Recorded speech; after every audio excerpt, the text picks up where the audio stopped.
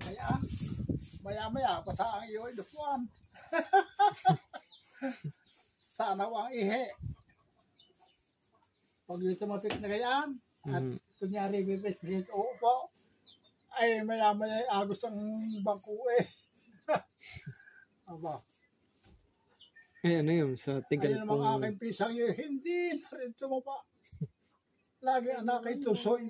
Lalo na pagbabayang ka, Puta, Ay, siya. Yun namang luluhin namin yun. Ay, di tigal po rin ho, yun nga. Yung luluhin Tigal naman pong namin tapik. yun, ay pagka yun na may babaeng naglalaba, di naglalaba, kunwari maliligo yun. Bibitawan yung kunwari panghilod yung pang ano niya na towel, di ba anod? Ayun ay dasang ipin ng mga babae doon sa baba na naglalaba yun ikon eh.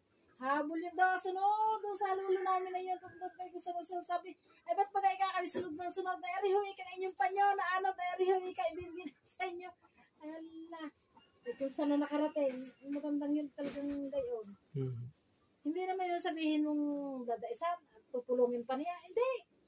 Gayon, ang ano niya, kakausapin. Basta, paano yung kanyang kunwari pang po niya.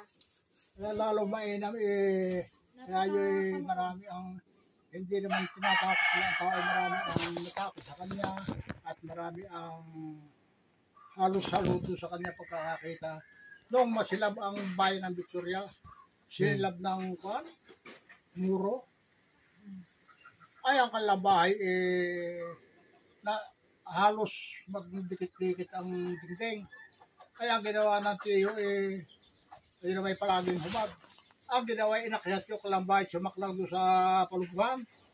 Hanggang sa natapos ang apoy, hindi man lang nagkaroon na sunog yung kalambay. Magaling din, ano. Kaya lamang talagang Sa tubig. maglingas na lahat ang bahay kaya naman ang init ay hindi ramdam ng init basta namula ang mukha, katawan, pero yung init wala. Doon na humanga ang karamihan tao ng Victoria. Talaga ikang pambihira na ikayan, parang ikayan Diyos. Nakalahim ikang nakalibot ng apoy ang kanyang bahay, hindi malaan nagkaroon ng sunog yung kanyang bahay, ay ubos ang mga karatig. Ba? Doon, nakita ng marami ang kanilang birtod. Kaya talagang ultimong matatanda ang napunta rin lahod. Ay wala lang magagawa at hindi rin ito mahaba ang buhay. Nako. Ay, sadya namang may Yun namatay at namatay hindi nakasakay.